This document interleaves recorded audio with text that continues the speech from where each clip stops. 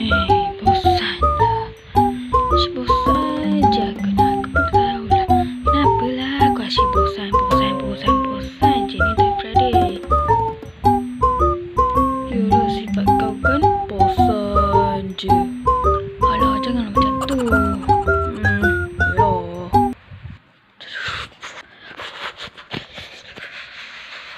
Hei, siapa tu dalam meletup kat depan sini? Yalah.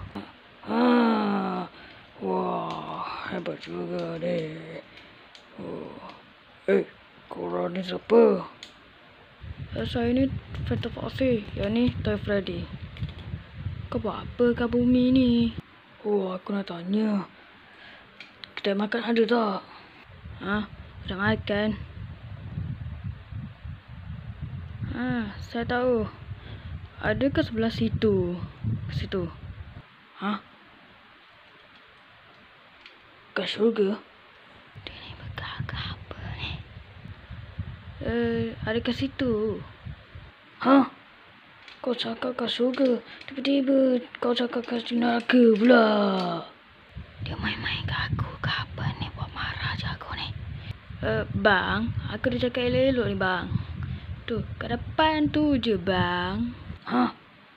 Kat kubur. Kau pegang ke? Kau pegang ke? Syabila, kau pegang. Kau lah pegang. Dengar pula duduk.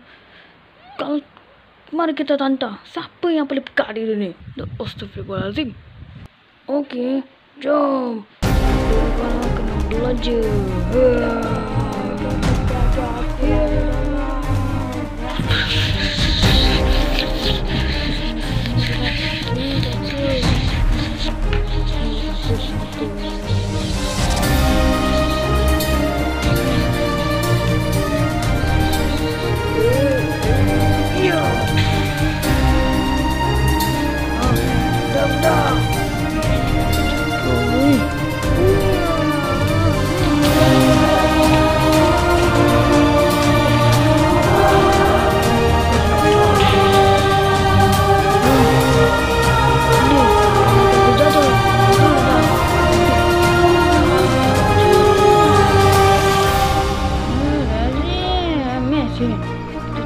Siapa yang tak aci di dunia ni?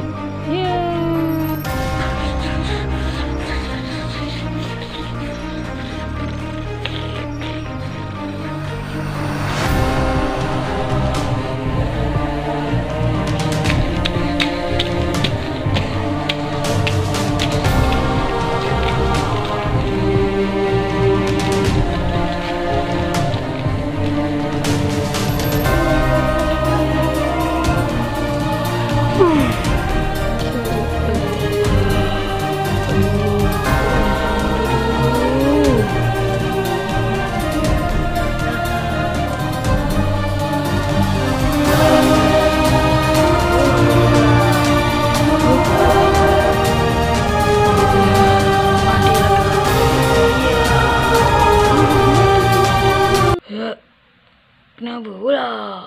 Aku dah tanya je, bukan siapa bergaduh. Lepas tu, kau peka tak apa?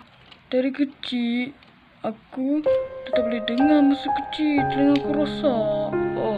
Tu je ke? Maaf tak apa. Sini aku tunjukkan. Terima kasih. Dah habis barang ke? Kerja macam dah habis. Cek lah. Bye-bye. Aduh. Tu Freddy, kenapa kau jatuh? Tak lah, aku penat je. Penat je.